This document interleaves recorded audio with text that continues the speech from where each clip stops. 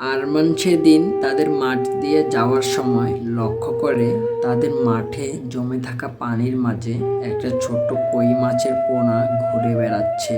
এই মাছটা দেখে আরমান বেশ কৌতূহলী হয়ে পড়ল, কারণ এগুলো তো বৃষ্টির পানি।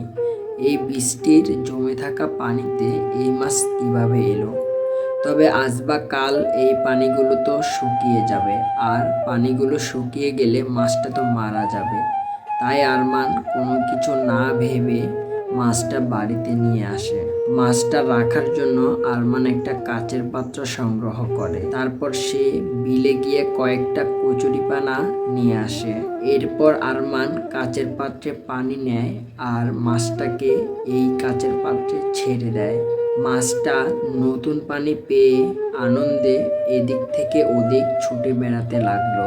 তারপর সে বিল থেকে আনা কচুরিপানাগুলো উপরে দিয়ে দিল, আর মাছটা নতুন জীবন পেয়ে গেল।